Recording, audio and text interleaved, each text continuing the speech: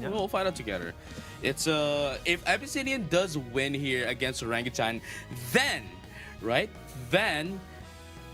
they're the grand champions. Absolutely. There's nothing else. Yeah, I mean that's it. But right now, that's it, right? Yeah, but right now Glaceon banned out, so no more shenanigans coming out from Orangutan and Xingdi in particular. It's gonna be Ikura snatching up their Hoopa as soon as possible. Lapras still available in the pool and immediately snapped up. So we're already seeing what the high priority picks are, as if we didn't know the whole way. Lapras, Chandelier, still Dodrio, still Urshifu available, Clefairy as well. Slowbro is banned out, so I mean Blastoise definitely something that I don't know whether Abyssinian play alongside the Lapras. We'll have to see.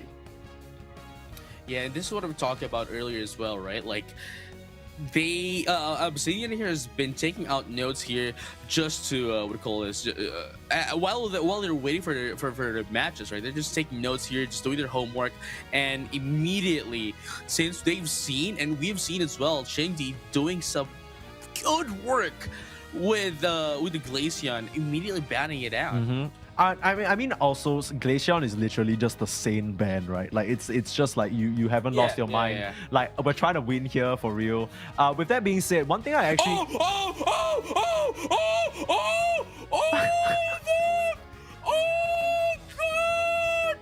Bidoof! My lord Bidoof!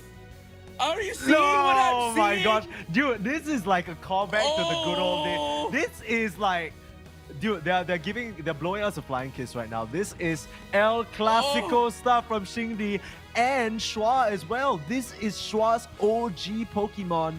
This guy absolutely tore up the map back in remote stadium with this Venusaur. Now we've already seen one Venusaur, didn't necessarily work out. Hopefully it's another story. I can't decide who I'm rooting for more. Greninja again. Let's go, JJ.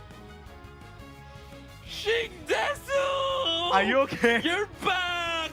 Shingdesu, yeah, back, dude, this is back when we called him Shingdesu, dude. This is back when we were like Shingdesu. Now, the thing is, this is still very high stakes, right? You can argue to say, okay, both these teams already at Yokohama, it doesn't matter. But I don't care, he is a Greninja, he has the cool holowear, man. And like Shaw as well, running it back, if I'm not wrong, that's the old school like holiday one.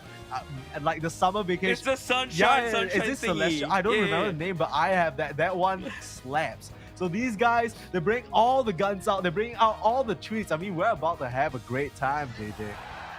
Man, I said earlier, we're going to see. We're less likely not going to see the Greninja, but man, he's the prophet. He's the prophet for real. He is the prophet for real. Let's have a champion time! Let's go! This is the grand finals between Orangutan and OMO Abyssinian. The best of what Hong Kong, Taiwan, and Macau have to offer up against the Filipino powerhouse. Long forgotten AFR back on top and hoping to make their mark at Worlds. But first, they want an all-expense paid trip to Japan. Yeah, I mean, Lapras ain't gonna cut it. Lapras Express ain't gonna cut it. We'll see. I'm sorry, dude. We'll have to see. I mean, hopefully they're looking to hitch a ride and make it quick while they're at it, Miva. It's a lot of pressure that this Pokemon can put out, especially against BKZ on that Kupfu. Needs to get to that level 5 before he starts laying in the damage. Now, I'm curious whether they're going to go for a similar orientation, because when Xingdi was on the Glaceon, we saw BKZ, as soon as he got that level 5, level 6, rotated down, helped alleviate some pressure, and allowed Xingdi to soak up all the EXP on the top path. But still relatively quiet stuff. No KOs either way. It's both central area Pokemon. This kind of composition for both of the teams is very nostalgic, just because of the fact that this was also the time. This was also the same set of like composition that they've had, obviously, except for the newer Pokemon. You know, when they last fought against each other. Yeah, I mean, this is literally, yeah, I mean, nostalgia. I'm getting literal chills right now. BKZ trying his best to hold them back, but doesn't have the firepower to do so at the moment. Winds up the punch, but they move a bit too quick for that. As Miva, as well as JR Epson, able to skedaddle their way out of that one. And both teams just really biding their time. I mean, nobody's going any crazy moves. No one's even doing any crazy invading. Everyone's just slowly getting that EXP up. Ooh, wow. It's just these are the games that you just want to like watch and be mesmerized Yeah, on. I'm like I can kind of tell, JJ. You're like getting just floated away by the game a little bit, and Ice, he gets a little too handsy with it, goes a bit too deep and gets punished. But I mean, they managed to get. Okay, all right, we got I'm a sorry. fanboy over here. I can't I'm blame sorry. you. I honestly can't blame you, but at the same time, JJ, let's try and focus. Let's try and focus here. Let's try and focus here. Baby. Oh gosh. Okay. Anyway, going back to the game, in just a few seconds, we're gonna be seeing, the second set of birds, not the beast. Why am I saying the beast? It's been the last time, it's last Yeah, bring it back, JJ. Yeah, here comes the birds, but here comes the Shingdi as well. Sorry, Shing Desu once again going to be able to take down the Ivysaur, going to try to put in some scores up top as well, as they do have the position advantage into that of the Regieleki, but I don't think they're going to be taking that just yet as they go down the elevator for that Regi bottom. I mean, they saw Miva there. They understood that the Lapras was probably looking for a dunk, but they prioritized his Regice instead. And I don't know, I can't blame them. The Hoopa going for a nice reset. The Hammer not in time. And that BKZ Bear gonna be able to secure that. Nicely done. And Shingdesu and squad, they're just playing this just like old school, rotating up, down, back when Hoopa was in his heyday. I mean, they're starting to dance. Remote stadium or what? Yeah, is this remote stadium of their Sky Ruins? I mean, am I looking at a Rotom? Uh-oh, might be some trouble. Chandelier couldn't get the last touch, and now the Citrus Berries getting the healing up. Shingdesu gets out of there right now, but okay, Regieleki secured by OMO Abyssinian right now, and that's gonna be some pressure coming out. They need to save that Hoopa, and they don't manage to do so. The reset just in time to fish BKZ out, and looks like Shingdesu still going a little buck wild on the back line, throwing the shurikens out, wants to finish off Miba, but now up against overwhelming numbers. I don't know whether he can get out of here, dodging away, has the berry, has the speed, and gets out of there, so manages to drag Abyssinian's attention away and buy them a lot of time on Orangutan.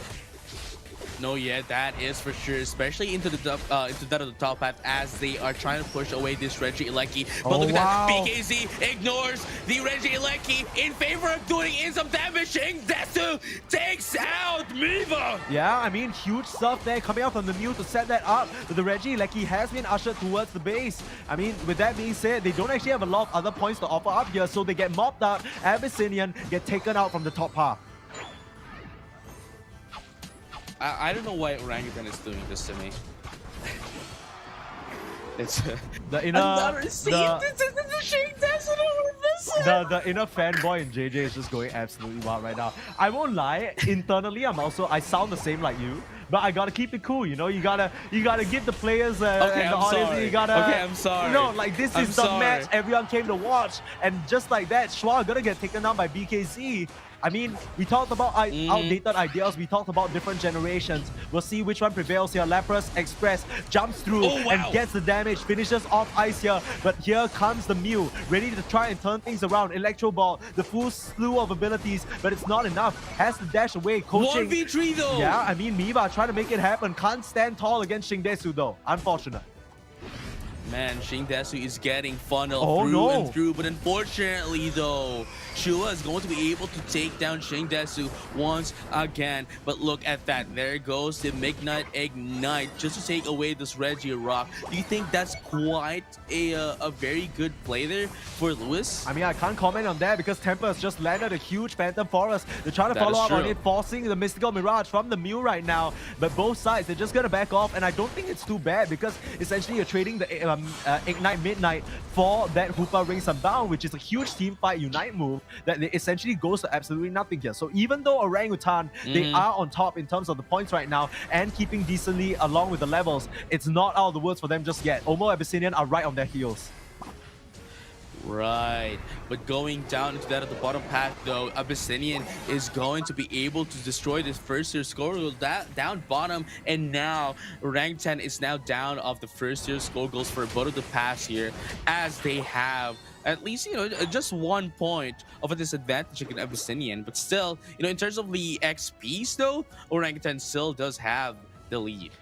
The scary thing about Greninja that makes him so hard to play is the fact that when you're playing the Surf build, you need to bide your time. Oh no! The Wicked Blow whiff! It's not gonna matter! They snipe down Schwa regardless!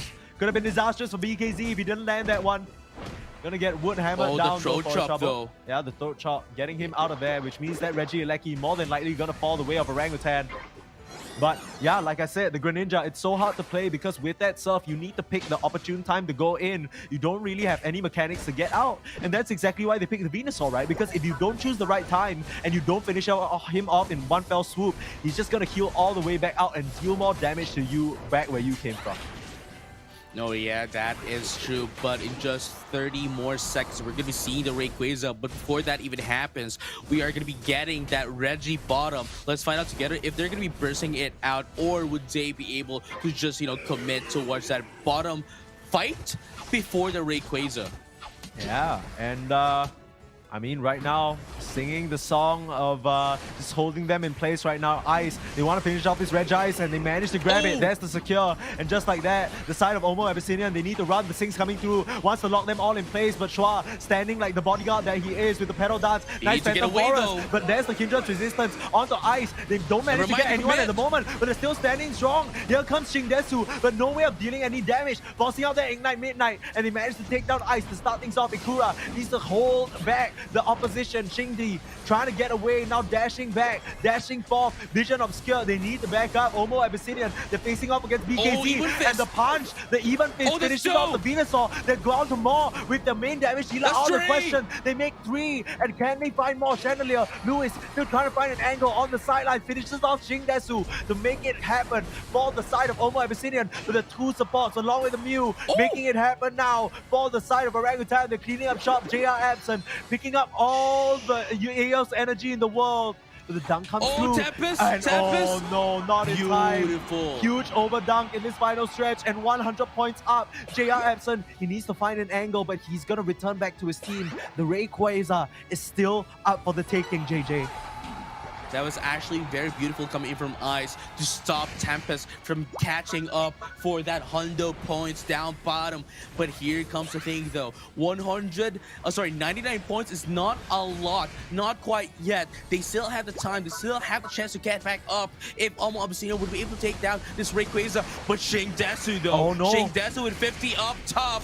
What's going to happen here? Here comes the option select. No, not quite yet. Yeah, he's trying to, he's just playing, biding his time a little bit. He Miva. doesn't want to let his team lose it all, but Miva, this is not the dunk that you want. That's not going to be enough. It's not going to be enough. I don't know if it is. It's not gonna be enough. They're getting KOs in the central. Like you said, it's not enough, but he has points right there. He has points right there. God. And he's going to get the dunk in. He manages to get it. And JR Absent on top as well. In the last moment, Orangutan, their focus, it slipped. And just like that, OMO Abyssinian clawed from the jaws of defeat. Shingi on his Greninja can't make it happen. OMO Abyssinian take game number 1.